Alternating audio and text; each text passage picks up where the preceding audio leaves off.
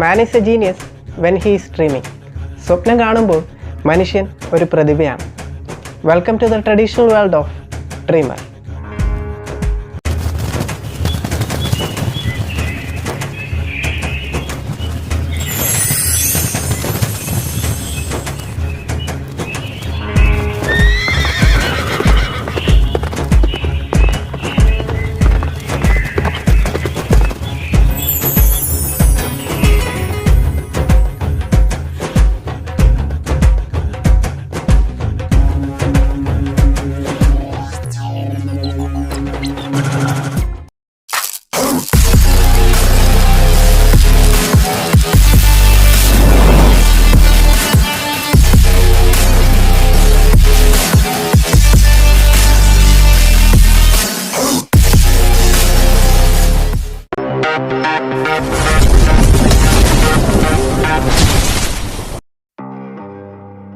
നൃത്തം ഇഷ്ടപ്പെടുന്നവരാണോ നിങ്ങൾ? ദൈവവിശ്വാസമുള്ളവരാണോ നിങ്ങൾ? ഇവ രണ്ടും തമ്മിൽ എന്ത് ബന്ധമെന്നായിരിക്കും ഇപ്പോൾ നിങ്ങൾ ചിന്തിക്കുന്നത്. പാരമ്പര്യങ്ങളാൽ സമ്പന്നമാണ് ഇന്ത്യ. ഇതിൽ പലതരത്തിലുള്ള കലാരൂപങ്ങളും ഉൾപ്പെടുന്നു. വ്യത്യസ്ത തരത്തിലുള്ള നൃത്തരൂപങ്ങളാണ് ഇന്ത്യയിലുള്ളത്. എന്നാൽ നൃത്തം ചെയ്യുന്നയാൾ ദൈവമായി മാറുകയും ഭക്തർക്ക് അനുഗ്രഹം ചൊരിയുകയും ചെയ്യുന്ന കാഴ്ച അപൂർവമായിരിക്കാം. ഞാനിന്ന് നിങ്ങളെ ക്ഷണിക്കുന്നത് ഭൂതക്കോലങ്ങളുടെ ലോകത്തേക്കാണ്. കലാകാരന്മാർ ദൈവങ്ങളായി മാറുന്ന ഭൂതക്കോലങ്ങളുടെ ലോകത്തേക്ക്.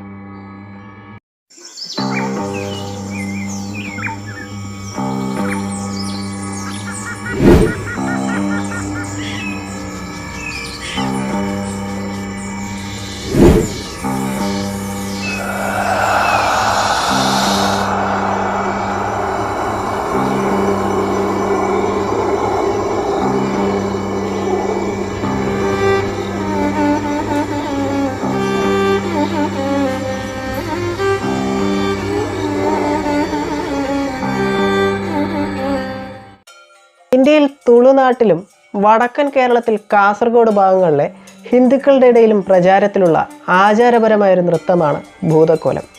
ഇതിനെ ദൈവക്കോലമെന്നും നേമയെന്നും വിളിക്കുന്നു. വളരെ വ്യത്യസ്തമായ രീതിയിലാണ് ഈ നൃത്തം അവതരിപ്പിക്കുന്നത്. ഇത് അവതരിപ്പിക്കുന്ന കലാകാരൻ കൃത്യമായ വ്രതാനുഷ്ഠാനങ്ങൾ നടത്തുന്നു. തുളു ഭാഷ സംസാരിക്കുന്ന ആളുകളുടെ ഇടയിലുള്ള പ്രാദേശിക ദൈവങ്ങളെ ആരാധിക്കുന്നതിൻ്റെയും ഭൂതാരാധന നടത്തുന്നതിൻ്റെയും ഭാഗമായാണ് ഈ നൃത്തം അവതരിപ്പിക്കുന്നത്. ഈ കലാരൂപം യക്ഷഗാനത്തെ സ്വാധീനിക്കുന്നുണ്ട്. മലയാളികളുടെ തെയ്യവുമായി ഈ കലാരൂപത്തിന് വളരെയധികം സാമ്യമുണ്ട്. ഇനി ഭൂതക്കോലത്തിൽ അവതരിപ്പിക്കപ്പെടുന്ന കുറച്ച് ദൈവങ്ങളെ പരിചയപ്പെടാം. ഒന്നാമതായി കൊറഗജ. തുളു ജനത ഏറ്റവും കൂടുതൽ ആരാധിക്കുന്ന ദൈവമാണ് കൊറഗജ. ഈ ദൈവത്തെ ആരാധിക്കുന്നത് എന്തെങ്കിലും പ്രശ്നം പരിഹരിക്കുന്നതിനോ നഷ്ടപ്പെട്ട എന്തെങ്കിലും തിരികെ ലഭിക്കുന്നതിനോ അതുമല്ലെങ്കിൽ എന്തെങ്കിലും ജോലി കൃത്യസമയത്തിന് പൂർത്തീകരിക്കുന്നതിനോ വേണ്ടിയാണ്. അടുത്തത് പഞ്ചുരുളിയാണ്. വരാഹരൂപത്തിലുള്ള ദേവനാണ് പഞ്ചുരുളി. വിളകൾ സംരക്ഷിക്കുന്നതിന് കാട്ടുപന്നികളുടെ ശല്യം ഒഴിവാക്കുവാൻ വേണ്ടിയിട്ടാണ് പഞ്ചുരുളി ദേവനെ ആരാധിക്കുന്നത്. തുളു ഐതിഹ്യമനുസരിച്ച് ശിവന്റെ ആനന്ദോദ്യാനത്തിൽ വെച്ച് ഒരു കാട്ടുപന്നി ചത്തു. അതിൻ്റെ കുഞ്ഞിനെ പാർവതി ദേവി ദത്തെടുത്തു. ആ കുഞ്ഞ് വളർന്നപ്പോൾ ശിവന്റെ പൂന്തോട്ടത്തിലെ ചെടികളും മരങ്ങളും നശിപ്പിക്കുവാൻ തുടങ്ങി. ഇതിൽ അസ്വസ്ഥനായ ശിവഭഗവാൻ അതിനെ കൊല്ലാൻ തീരുമാനിച്ചു. പക്ഷേ പാർവതി ദേവി അതിനെ സംരക്ഷിക്കുകയും ശിവനോട് ക്ഷമിക്കാൻ ആവശ്യപ്പെടുകയും ചെയ്തു. ഇതുപ്രകാരം ശിവൻ അതിനെ ഭൂമിയിലേക്ക് അയക്കുകയും ഭൂമിയിലെ ജനങ്ങളെ സംരക്ഷിക്കാൻ ചുമതലപ്പെടുത്തുകയും ചെയ്തു. അതുപ്രകാരം ഭൂമിയിലേക്ക് വന്ന ആ പന്നിയാണ് പഞ്ചുരുളി എന്നറിയപ്പെടുന്ന ഭൂതദേവൻ. ബോബര്യ. മത്സ്യത്തൊഴിലാളി സമൂഹം കൂടുതലായി ആരാധിക്കുന്ന സമുദ്രങ്ങളുടെ ദേവനാണ് ബോബര്യ. കൽക്കുടയും കല്ലുർത്തിയും. സഹോദരനും സഹോദരിയുമായ ദേവതകളാണ് കൽക്കുടയും കല്ലുർത്തിയും. ഐതിഹ്യമനുസരിച്ച് ശ്രാവൺ ബൽഗോള നിർമ്മിച്ച മഹാശില്പിയായിരുന്നു കൽക്കുട. അദ്ദേഹത്തിൻ്റെ ഇടത് കൈയും വലതുകാലും കാർക്കൽ ഭരണാധികാരി മുറിച്ചു മാറ്റി. മറ്റൊരു രാജാവിനും ഇത്ര മനോഹരമായ ശില്പങ്ങൾ ഉണ്ടാക്കാതിരിക്കാൻ വേണ്ടിയാണ് അദ്ദേഹം ഇത് ചെയ്തത്. തൻ്റെ സഹോദരൻ്റെ അവസ്ഥ കണ്ട കല്ലുർത്തി ഇതിന് പ്രതികാരം ചെയ്യുമെന്ന് ശപഥം ചെയ്തു. അവൾ മഹാദേവനെ തപസ് ചെയ്ത് തന്നെയും സഹോദരനെയും ദൈവങ്ങളാക്കി മാറ്റണമെന്ന് അഭ്യർത്ഥിച്ചു. തുടർന്ന് അവർ രണ്ടുപേരും രാജാവിനോടും കുടുംബത്തോടും രാജ്യത്തോടും അതിക്രൂരമായി പ്രതികാരം ചെയ്തു. പിന്നീട് അവരെ ശാന്തരാക്കുവാൻ ഒരു മഹാമാന്ത്രികൻ വരേണ്ടി വന്നു. അവരവർ ആഗ്രഹിക്കുന്നത് പോലെ ആരാധിക്കാമെന്ന് അദ്ദേഹം അവർക്ക് വാക്കുകൊടുത്തു. അതിനുശേഷം മാത്രമാണ് അവർ അവരുടെ സംഹാര താണ്ഡവം നിർത്തിയത്. അടുത്തത് ഗുലികയാണ്. ഐതിഹ്യമനുസരിച്ച് ഒരു കല്ലിൽ നിന്നുമാണ് ഗുലിക ജനിച്ചത്.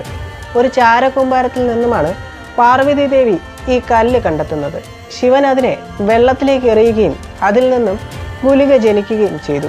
അവൻ ജനിച്ച ഉടനെ മഹാവിഷ്ണുവിനെ സേവിക്കുന്നതിനായി മഹാദേവൻ അവനെ അദ്ദേഹത്തിൻ്റെ അടുത്തേക്ക് അയക്കുകയും ചെയ്തു.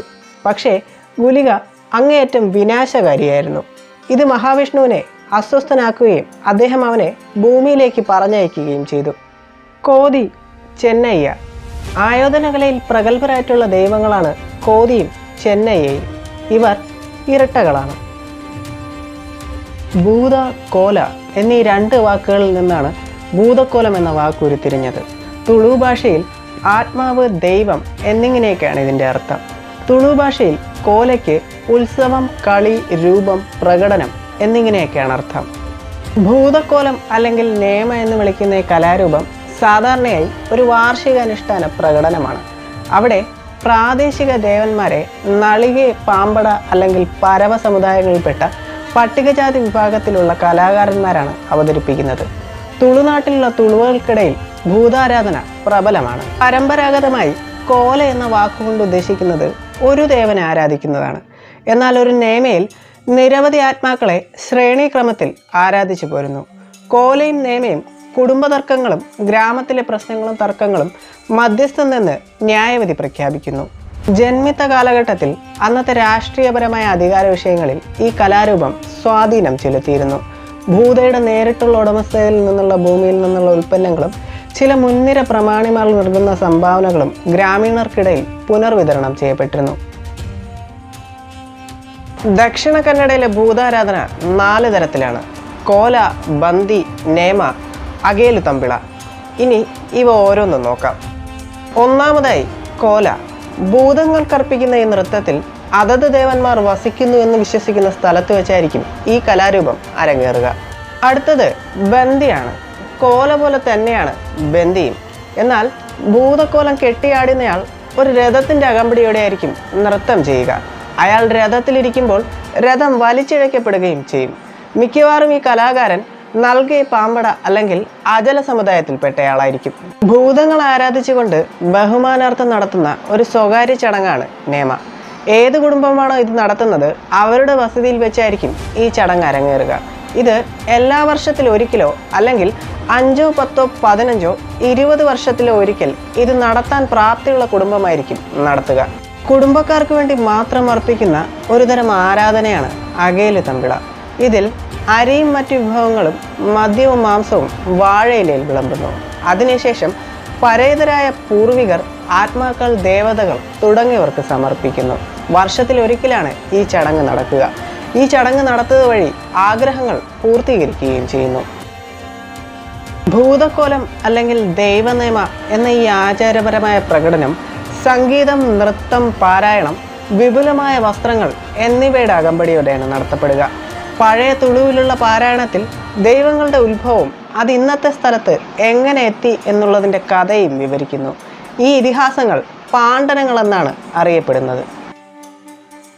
ഭൂതങ്ങൾ വ്യത്യസ്ത ജാതികളിൽപ്പെട്ടവരാണെന്ന് കരുതപ്പെടുന്നു. ഉദാഹരണത്തിന് ഓക്കുവല്ലലയും ദേവനാജിരിയും ജൈനന്മാരാണ്. കോടമണിത്തായും കുക്കിനത്തായും മുക്കുവരാണ്. കൽക്കുട ഒരു തട്ടാനും ബോബരിയ ഒരു മാപ്പിളയുമാണ്. ഇതിൽ കൽക്കുടയും ബോബരിയും ഒത്തിരി പഴക്കം ചെന്ന ദൈവങ്ങളാണ്. വന്യമൃഗങ്ങളായ ദൈവങ്ങളുമുണ്ട്. ഉദാഹരണത്തിന് വരാഹരൂപത്തിലുള്ള പഞ്ചുരുളിയും കടുവയുടെ രൂപത്തിലുള്ള ദേവനായ പിലിച്ചണ്ടിയും. ചില ഭൂതങ്ങൾ ദ്വിലിംഗരാണ്.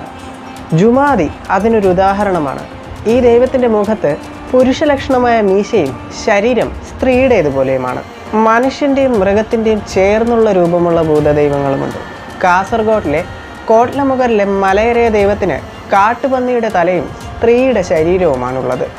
ആരാധിക്കുന്ന ആളുകളുടെ പ്രാധാന്യമനുസരിച്ച് ഭൂതങ്ങൾ കുടുംബദേവതകളായും പ്രാദേശിക അല്ലെങ്കിൽ ഗ്രാമദേവതകളായും മറ്റും തിരിച്ചിട്ടുണ്ട്.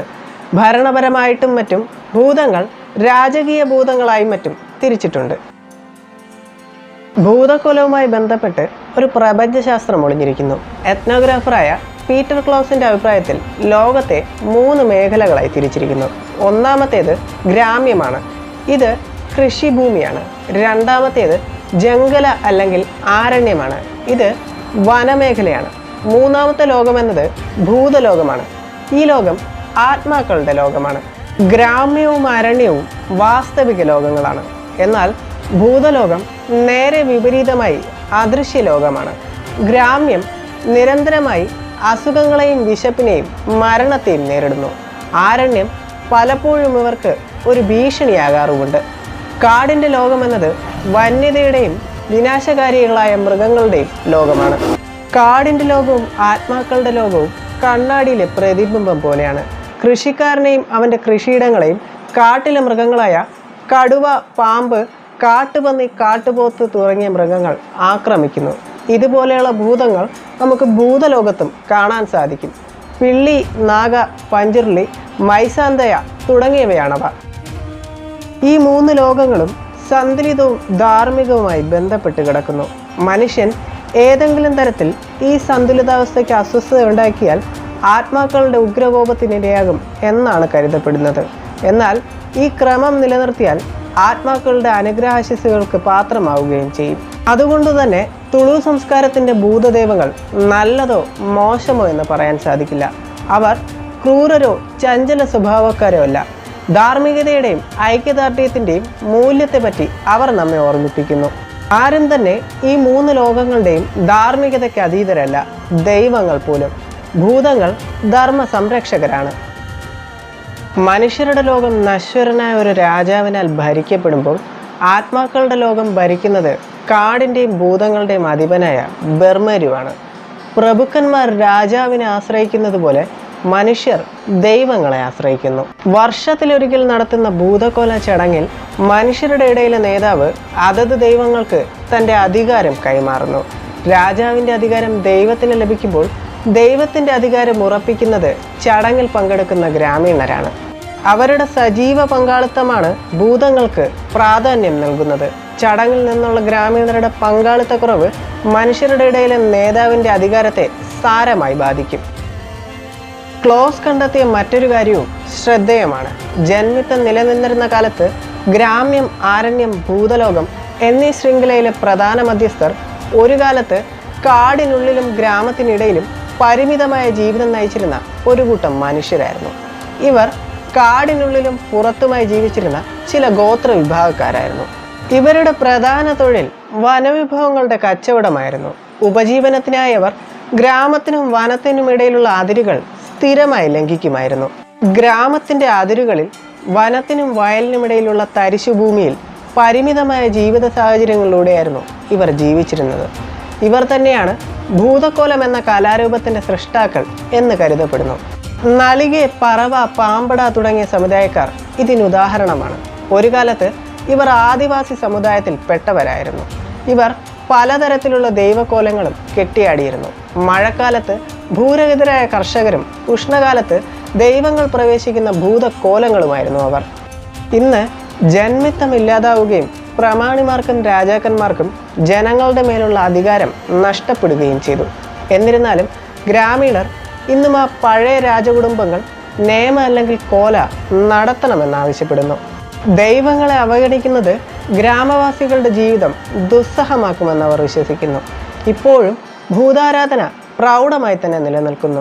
ദൃശ്യലോകവും അദൃശ്യലോകവും തമ്മിലുള്ള ബന്ധത്തെ വേർതിരിക്കാൻ കഴിയില്ല എന്നവർ വിശ്വസിക്കുന്നു. പാണ്ഡനങ്ങളിൽ സൂചിപ്പിക്കുന്ന പ്രപഞ്ചശാസ്ത്രം ഇതാണ്. മനുഷ്യലോകവും ആത്മലോകവും പരസ്പരാശ്രിതമാണ്. മുഖ്യധാര ഹിന്ദു ദൈവങ്ങളെപ്പോലെ പ്രാദേശിക ഭൂതദൈവങ്ങളെ നിത്യേന ആരാധിക്കാറില്ല. വാർഷിക ആരാധന മാത്രമായി അവ പരിമിതപ്പെടുത്തിയിരിക്കുന്നു. എന്നാൽ ഭൂതക്കോലത്തിൻ്റെ ആഭരണങ്ങളും ചമയങ്ങളും മറ്റും നിത്യാരാധനയ്ക്കായി ഉപയോഗിക്കാറുണ്ട്.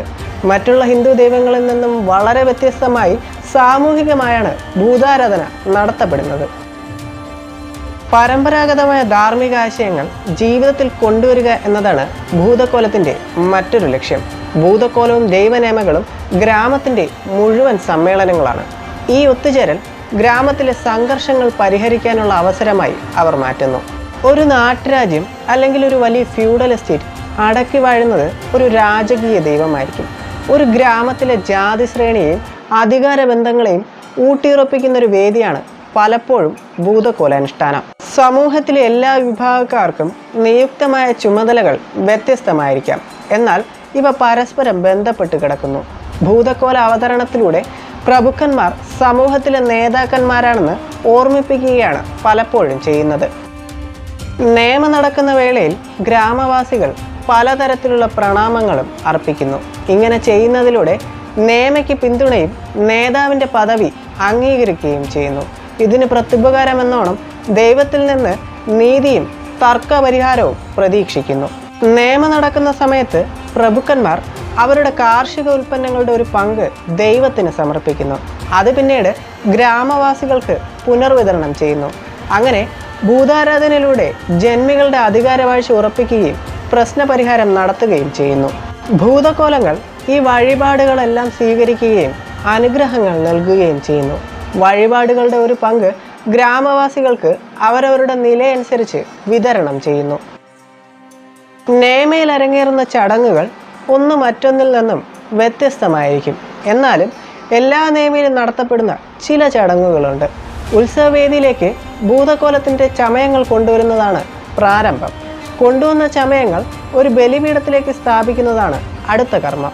നലികെ പരവ അല്ലെങ്കിൽ പാമ്പട വിഭാഗക്കാർ പാണ്ഡന പാരായണം ചെയ്ത് ദൈവത്തെ ആവാഹിക്കുന്നു. അതിനുശേഷം അവർ ഭൂതകോലം കെട്ടാൻ ആരംഭിക്കുകയും ചമയങ്ങൾ അണിയുകയും ചെയ്യുന്നു. ഒടുവിൽ ശ്രീകോവിലിൻ്റെ ഭണ്ഡാരത്തിൽ നിന്നുള്ള ആഭരണങ്ങൾ അവർക്ക് നൽകപ്പെടുന്നു. ഭൂതകോല കലാകാരൻ അരങ്ങിൽ പ്രവേശിക്കുമ്പോൾ പത്രി എന്ന് വിളിക്കുന്ന അദ്ദേഹത്തിൻ്റെ പരിചാരകൻ വാളും മണിയും മറ്റ് സാമഗ്രികളും അദ്ദേഹത്തിന് നൽകുന്നു. ജമ്മാൻ എന്നറിയപ്പെടുന്ന അദ്ദേഹത്തിൻ്റെ സന്തത സഹചാരി ഒന്നോ അതിലധികമോ ജ്വലിക്കുന്ന പന്തങ്ങൾ അദ്ദേഹത്തിന് നൽകുന്നു. തുടർന്ന് കലാകാരൻ നൃത്തം ചെയ്യാൻ തുടങ്ങുന്നു. ആ സമയം ദൈവം അദ്ദേഹത്തിൻ്റെ ശരീരത്തിലേക്ക് പ്രവേശിക്കുന്നു എന്നാണ് സങ്കല്പം. മുഴുവൻ സമയവും 2 പേർ പന്തവുമായി അദ്ദേഹത്തോടൊപ്പം ഉണ്ടാകും. അങ്ങനെ ഈ ലോകത്തേക്കുള്ള ദൈവത്തിൻ്റെ പ്രവേശനം ഉറപ്പിക്കുന്നു. ദൈവം ഭൂതകോലത്തിൽ പ്രവേശിച്ചാൽ അദ്ദേഹത്തിൻ്റെ നൃത്തത്തിന് കൂടുതൽ ശക്തി പ്രാപിക്കുന്നു. അദ്ദേഹം ആ ജ്വലിക്കുന്ന പന്തങ്ങൾ അപകടകരമാംവിധം തൻ്റെ ശരീരത്തോടടുപ്പിക്കുന്നു. ഈ സമയം ജമ്മാൻ തൻ്റെ സഹായികളോടൊപ്പം നിലത്തൊരു വൃത്തത്തിൽ നിൽക്കുകയും ഭൂതകോലത്തിന് കാഴ്ചകൾ സമർപ്പിക്കുകയും ചെയ്യുന്നു. ഇതോടൊപ്പം പലപ്പോഴും ഭൂമിയുടെ ഫലഭൂയിഷ്ഠത വർദ്ധിപ്പിക്കുന്നതിനായി ഒരു കോഴിയുടെ രക്തം നിലത്ത് തളിക്കുകയും ചെയ്യുന്നു. ഈ ബലികർമ്മങ്ങൾക്ക് ശേഷം ചോറ്, അരി, നാളികേരം, പഴം, നെയ്യ്, വെറ്റില, അടയ്ക്ക തുടങ്ങിയവ നിവേദിക്കുന്നു. തുടർന്ന് നീതിന്യായ സഭ ആരംഭിക്കുന്നു. ഈ അവസരത്തിൽ ഗ്രാമവാസികൾ അവരുടെ ഭൂതദൈവത്തിൽ നിന്ന് അനുഗ്രഹം മേടിക്കുകയും പ്രശ്നപരിഹാരം ആവശ്യപ്പെടുകയും ചെയ്യുന്നു. പരാതികളും നീതിന്യായങ്ങളും വാക്കാലുള്ളതാണ്. വാദിയും പ്രതിയും ഹാജരാണെങ്കിൽ 2 പേരുടെയും വാദങ്ങൾ കേട്ട ശേഷമായിരിക്കും വിധി പ്രഖ്യാപനം നടത്തുക. ഈ വിധി പ്രഖ്യാപനത്തിൽ യാതൊരുവിധ പക്ഷഭേദവും ഉണ്ടായിരിക്കുന്നതല്ല. ഗ്രാമത്തലവൻ്റെയും മറ്റ് പ്രമുഖരുടെയും അഭിപ്രായങ്ങൾ പരിഗണിക്കുമെങ്കിലും ആത്യന്തികമായ വിധി ദൈവത്തിൻ്റെതാണ്. ചിലപ്പോൾ വെറ്റില വിതറിയും പൂവിൻ്റെ ദളങ്ങൾ എന്നെയും വിധി പ്രഖ്യാപനം നടത്താറുണ്ട്. പ്രയാസമേറിയ പ്രശ്നങ്ങൾ അടുത്ത വർഷത്തേക്ക് വിധി പ്രഖ്യാപനത്തിന് മാറ്റിവെച്ചേക്കാം. പൊതുവായി പരിഗണിക്കുന്ന പ്രശ്നങ്ങൾ കടം, കവർച്ച, കുടുംബകലഹങ്ങൾ, ഭൂമി തർക്കങ്ങൾ, കരാർ ലംഘനം തുടങ്ങിയവയായിരിക്കാം. മോഷണ കേസുകളിൽ പ്രതി അജ്ഞാതനാണെങ്കിൽ ദൈവം ചില വഴിപാടുകൾ ആവശ്യപ്പെട്ടേക്കാം. കവർച്ച ചെയ്യപ്പെട്ടയാൾ മോഷ്ടിച്ച സാധനങ്ങളുടെ മുഴുവൻ മൂല്യവും ചിലപ്പോൾ വാഗ്ദാനം ചെയ്തേക്കാം. ഇനി പ്രതിയെ കണ്ടെത്തുകയാണെങ്കിൽ മോഷ്ടിച്ച സാധനങ്ങളുടെ മൂല്യത്തെക്കാൾ കൂടുതൽ പരാതിക്കാരന് നൽകേണ്ടതായി വരും. ഇനി കള്ളൻ പശ്ചാത്തപിക്കുന്നു എന്ന് ദൈവത്തിന് തോന്നിയാൽ ശിക്ഷയുടെ കാഠിന്യം കുറഞ്ഞേക്കാം. ദൈവക്കോലങ്ങൾ ദൈവത്തിന് മനുഷ്യരോട് സംവദിക്കാനുള്ള ഒരു മാധ്യമം മാത്രമാണ്. ഇത് ഒരു കലയാണ്. ഇത് സാധാരണയായി പഠിക്കുകയാണ് ചെയ്യാറ്. പാമ്പട, പരവ, നലികി ജാതികളിൽപ്പെട്ട ആൺകുട്ടികൾ അവരുടെ ബന്ധുക്കൾ നടത്തുന്ന ചടങ്ങിൽ പങ്കെടുക്കുന്നു. സഹായികളായി അവർ ബന്ധുക്കളുടെ കൂടെ കൂടുന്നു. അവരുടെ ബന്ധുക്കളുടെ പ്രകടനം അവർ ശ്രദ്ധയോടെ നിരീക്ഷിക്കുകയും അനുകരിക്കാൻ ശ്രമിക്കുകയും ചെയ്യുന്നു. അനുകരണം കൊണ്ട് മാത്രം നല്ലൊരു ഭൂതക്കോലമാകാൻ കഴിയില്ല. പകരം മനസ്സുകൊണ്ട് ദൈവത്തെ സ്വന്തം ശരീരത്തിലേക്ക് ആവാഹിക്കണം. അതിനായി ശരീരം ചിട്ടപ്പെടുത്തിയെടുക്കാൻ ചില നിയമങ്ങൾ പാലിക്കണം. മദ്യവും മാംസവും വർജിക്കുക എന്നത് അതിൽപ്പെടുന്നു. ദൈവം കലാകാരൻ്റെ ഉള്ളിൽ പ്രവേശിക്കുക എന്നത് കുറച്ച് സമയം മാത്രമുള്ളൊരു അനുഭൂതിയാണ്. അതിനുശേഷം ആ അനുഭൂതിയിൽ നിന്ന് ലഭിക്കുന്ന ഊർജമാണ് കലാകാരനെ ചടങ്ങുകൾ അവസാനിക്കും വരെ ദൈവമായി പെരുമാറാൻ പ്രേരിപ്പിക്കുന്നത്. ദൈവങ്ങൾക്കും മനുഷ്യർക്കുമിടയിൽ 2 തരം മധ്യസ്ഥരുണ്ട്. അതിൽ ആദ്യത്തെ ആൾക്കാർ പത്രി എന്നാണ് അറിയപ്പെടുന്നത്. ബില്ലവ പോലുള്ള മിഡിൽ കാസ്റ്റിൽ പെട്ടവരാണിവർ. രണ്ടാമത്തെ ആൾക്കാർ പട്ടികജാതി വിഭാഗത്തിൽപ്പെട്ട നലികെ, പാമ്പട അല്ലെങ്കിൽ പരവ എന്നീ വിഭാഗത്തിൽപ്പെട്ടവരായിരിക്കും. ഈ 2 തരം മധ്യസ്ഥരും പ്രത്യേക മാനസികാവസ്ഥയിലുള്ള ഭൂതകോല കലാകാരനെ സഹായിക്കുന്നു. തുളുവ വാമൊഴി സാഹിത്യത്തിൻ്റെ പ്രധാന ഭാഗങ്ങളായ പാട്ടുകളാണ് പാണ്ഡനങ്ങൾ. ഈ സാഹിത്യത്തിൻ്റെ ഭൂരിഭാഗവും ഭൂതങ്ങളുടെയും ദൈവങ്ങളുടെയും ഐതിഹ്യങ്ങളെ അടിസ്ഥാനമാക്കിയാണ് നിർമ്മിച്ചിരിക്കുന്നത്. ഒരു കഥ തന്നെ പല രീതിയിലായിരിക്കും വിവരിക്കുക. മറ്റിതിഹാസങ്ങളിലെ പോലെ പാണ്ഡനങ്ങൾക്ക് ഒറ്റ രചയിതാവില്ല. വാമൊഴിയായാണ് ഇത് കൈമാറ്റം ചെയ്യപ്പെട്ടിട്ടുള്ളത്. പാണ്ഡനങ്ങളിൽ ഉപയോഗിച്ചിട്ടുള്ള ഭാഷ പഴയ തുളു ഭാഷയാണ്. സിരി കുമാർ പാണ്ഡനങ്ങളും കോതി ചെന്നയ്യ പാണ്ഡനങ്ങളും ഇതിനുദാഹരണങ്ങളാണ്. ഞാറ് നടുമ്പോൾ വയലിൽ സ്ത്രീകൾ പാടുന്ന പാണ്ഡനങ്ങൾ വയൽപ്പാട്ടുകൾക്ക് ഉദാഹരണങ്ങളാണ്. പാണ്ഡനങ്ങൾ ആത്മാക്കളുടെയും ദേവതകളുടെയും ഉത്ഭവത്തെക്കുറിച്ചുള്ള കഥകൾ പറയുന്നു. പാണ്ഡനങ്ങളിലൂടെ അത് പാടുന്ന ഗായകർ ജന്മനാടിൻ്റെ ചരിത്രത്തെക്കുറിച്ച് വിവരിക്കുന്നു. മറ്റൊരു തരത്തിൽ ഭൂമിദേവി സ്തുതിച്ചുകൊണ്ടുള്ള ഗാനങ്ങളായി പാണ്ഡനങ്ങൾ നിലകൊള്ളുന്നു. സാമൂഹിക സാംസ്കാരിക പശ്ചാത്തലങ്ങളെയും പാണ്ഡനങ്ങൾ പ്രതിഫലിപ്പിക്കുന്നു. പ്രപഞ്ചശാസ്ത്രത്തിൻ്റെ പഴയ പ്രൗഢി പാണ്ഡനങ്ങൾ നിലനിർത്തുന്നു. പഞ്ചുരുളി എന്ന അർത്ഥദൈവത്തെക്കുറിച്ചുള്ള ആദ്യത്തെ സിനിമയാണ് ചോമനഡൂടി. 1975 ഈ കന്നഡ ചിത്രം പുറത്തിറങ്ങിയത്. 2007 തുളു ഭാഷയിൽ കോതി ചെന്നയ്യ എന്ന ചിത്രം പുറത്തിറങ്ങിയിരുന്നു. 54ാമത് ദേശീയ ചലച്ചിത്ര അവാർഡിൽ മികച്ച തുളു ചിത്രത്തിനുള്ള അവാർഡ് ഈ ചിത്രം സ്വന്തമാക്കിയിരുന്നു. 2019 തുളു ഭാഷയിൽ ദേയി ബൈദേദി എന്നൊരു ചിത്രം പുറത്തിറങ്ങിയിരുന്നു. കോതിയുടെയും ചെന്നൈയുടെയും അമ്മയായ ദേയി ബൈദേദിയുടെ ജീവിതമാണ് ഈ സിനിമ അവതരിപ്പിക്കുന്നത്. ഭൂതകോലം എന്ന കലാരൂപത്തെ പ്രധാന പ്രമേയമാക്കിയ കന്നഡ സിനിമയായിരുന്നു 2022 പുറത്തിറങ്ങിയ കാന്താര. ഈ ഒരൊറ്റ സിനിമ കൊണ്ട് 60 വയസ്സിന് മുകളിൽ പ്രായമുള്ള ഭൂതകോല കലാകാരന്മാർക്ക് കർണാടക സർക്കാർ പ്രതിമാസം ഒരു നിശ്ചിത തുക അലവൻസ് പ്രഖ്യാപിച്ചു. നമ്മുടെ എല്ലാം ജീവിതം മിക്കവാറും തിരക്ക് പിടിച്ചതായിരിക്കാം. നമുക്ക് വേണ്ടി പോലും പലപ്പോഴും നമുക്ക് സമയം ചിലവഴിക്കാൻ കഴിഞ്ഞെന്ന് വരില്ല. പ്രശ്നങ്ങൾ ജീവിതത്തിൻ്റെ ഭാഗമാണ്. എല്ലാ മനുഷ്യർക്കും പ്രശ്നങ്ങളുണ്ടാകും. അതിനെ ഓരോരുത്തരും ഓരോ രീതിയിലായിരിക്കും അഭിമുഖീകരിക്കുക. എന്നാൽ മിക്കവാറും ബഹുഭൂരിപക്ഷം ആളുകളും പറയുന്നൊരു കാര്യമുണ്ട്: നമ്മളെല്ലാം ഭാഗ്യം ചെയ്തവരാണെന്ന്. നമ്മേക്കാൾ ദുരിതം അനുഭവിക്കുന്ന എത്രയോ പേരുണ്ടെന്ന്. ഇവർ വിഡ്ഢികളാണെന്നേ ഞാൻ പറയും. കാരണം നാം നമുക്കും നമ്മുടെ ജീവിതത്തിനും പ്രാധാന്യം കൊടുക്കുന്നത് പോലെ നമ്മുടെ പ്രശ്നങ്ങൾക്കും ഒരുപാട് പ്രാധാന്യം കൊടുക്കണം. നമ്മേക്കാൾ പ്രശ്നങ്ങളുള്ളവർ ഉണ്ടാകാം. കഴിയുമെങ്കിൽ അവരെ സഹായിക്കുകയും വേണം. പക്ഷേ നമ്മുടെ പ്രശ്നം പരിഹരിക്കാൻ ഒരാൾ വരുമെന്ന് ഒരിക്കലും കരുതരുത്. നമ്മുടെ പ്രശ്നങ്ങൾ നാം തന്നെയാണ് പരിഹരിക്കേണ്ടത്. അവയെ ഗൗരവത്തോടെ കാണുകയും വേണം. നമുക്ക് ചുറ്റുമുള്ളവർ നമ്മുടെ കുറവുകൾ മാത്രമേ കണ്ടെത്തുകയുള്ളൂ. നമ്മുടെ ജീവിതത്തിൽ നമുക്ക് വളരെയധികം പ്രാധാന്യം നൽകുന്നവർ ഉണ്ടാവുക എന്നത് ഒരു മഹാഭാഗ്യം തന്നെയാണ്.